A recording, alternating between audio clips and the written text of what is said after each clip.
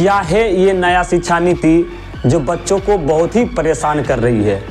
क्या अब 10th और 12th का एग्ज़ाम 2025 में नहीं हो पाएगा? आखिर बच्चों के भविष्य के साथ क्या होगा? आज नया शिक्षा नीति का पूरा सच इस वीडियो में जानेंगे, तो वीडियो को अंत तक जरूर देखें।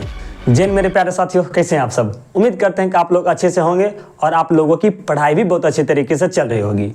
ये वीडियो आपके लिए बहुत ही खास होने वाला है, क्योंकि इस वीडियो में मैं आपको बताऊंगा कि ये नया शिक्षा नीति क्या है, नया शिक्षा नीति का सच। क्या ये नया शिक्षा नीति हमारा 10th और 12th का एग्जाम 2025 में रुकवा देगा या नहीं रुकवाएगा? इससे हमारे ऊपर क्या इफेक्ट पड़ेगा और क्या इफेक्ट नहीं पड़ेगा, ये सारा चीज़ मैं वीडियो के अंत तक बताऊंगा। तो आपको वीडियो के अंत तक देखना है और जैसे ही आप देखते हैं तो आपका सारा डाउट क्लियर हो जाएगा। देखिए, मैं आपको बता देता हूं, हमारा नया शिक्षा नीति है सबसे पहले 1986 में लागू किया गया था।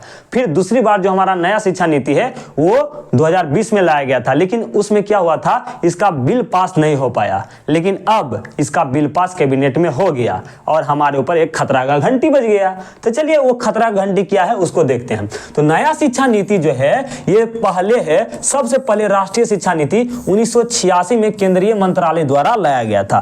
ये हमारा शिक्षा नीति है, कब लाया गया था? 1986 में केंद्रीय मंत्रालय द्वारा लाया गया था। दूसरी बार नई शिक्षा नीति 29 जुलाई 2020 को लाया गया था, लेकिन उस समय इसका बिल जो है पास नहीं हो पाया।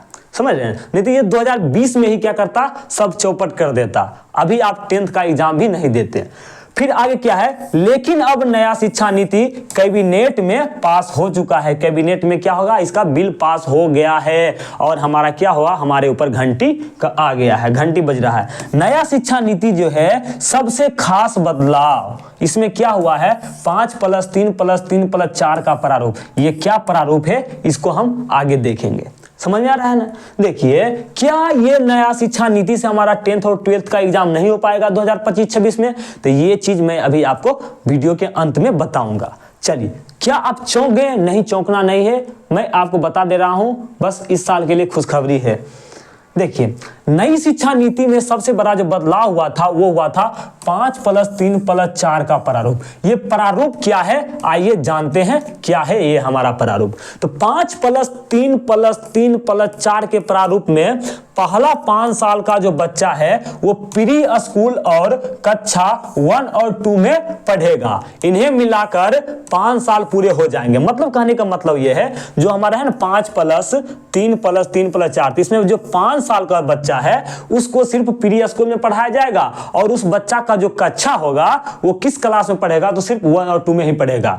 मतलब 3 में नहीं पढ़ेगा, 1 और 2 में ही पढ़ेगा और उसका एज कितना हो जाएगा, 5 साल हो जाएगा। समझ में आ रहा है ना? इसके बाद 5+3 8 हो जाएगा, 8 3 11, 8 साल से 11, 8 से 11, 8 से क्या है, 8 साल से 11 साल की उम्र में आगे की 3 कक्षा, 1 2 हो गया ना, तो 2 से आगे 3 कक्षा क्या क्या हो जाएगा, 3 4 5, आगे की 3 कक्षा हो जाएगा 3 4 5 की पढ़ाई होगी। मतलब जो बच्चा 5 3 8 11, मतलब कि 11 से 5 3 8, 8 से कितना 11 में आएगा, तो उसका जो कक्षा होगा वो कौन क्लास में पढ़ेगा, 3 4 5। मैं आपको बता दे रहा हूं, इस बच्चा का जो है एग्जाम का कोई प्रेशर नहीं रहेगा, एग्जाम इसका नहीं होगा और इसका भी क्या होगा, एग्जाम नहीं होगा, इसका भी एग्जाम नहीं होगा, इसका भी एग्जाम नहीं होगा। फिर आगे हमारा आता है 11 से 14, आगे हमारा क्या जाएगा, 11 से 14 साल की उम्र में कक्षा 7 6 और 8 की पढ़ाई होगी। मतलब जो बच्चा 11 से 14 साल में का रहेगा, जो बच्चा 11 से 14 साल का रहेगा वो सिर्फ 6 7 8 का ही पढ़ाई पढ़ेगा। बात समझ रहे हैं ना? 6 7 8 का ही पढ़ाई पढ़ेगा और इसको भी क्या होगा, इसको भी हमारा है एग्जाम का कोई प्रेशर नहीं रहेगा, इसको भी क्या है, एग्जाम का कोई प्रेशर नहीं रहेगा, इसका भी एग्जाम का वैल्यू नहीं रहेगा। फिर अगला हमारा आता है, इसके बाद जो हमारा आता है 14 से 18, तो 14 से 18 साल की उम्र में कक्षा 9वीं से 12वीं की पढ़ाई होगी। मतलब कहने का मतलब ये है 14 साल से 18 साल की उम्र में क्या है, 14 साल से 18 साल 14 साल से 18 साल। जब बच्चा 14 साल से 18 साल की उम्र में रहेगा तब वो कौन कौन सा क्लास में रह सकता है, 9th में रह सकता है, 10th में रह सकता है, इसे लिखिए कौन कौन सा क्लास में रह सकता है, तो वो रह सकता है हमारा साथी 9th में रह सकता है, 9th में रह सकता है, 10th में रह सकता है, 11th में रह सकता है और हमारा किस में 12th में रह सकता है। क्या इसके ऊपर बोर्ड का एग्जाम का प्रेशर है? जी हाँ, इसमें क्या होगा, बोर्ड का एग्जाम होगा।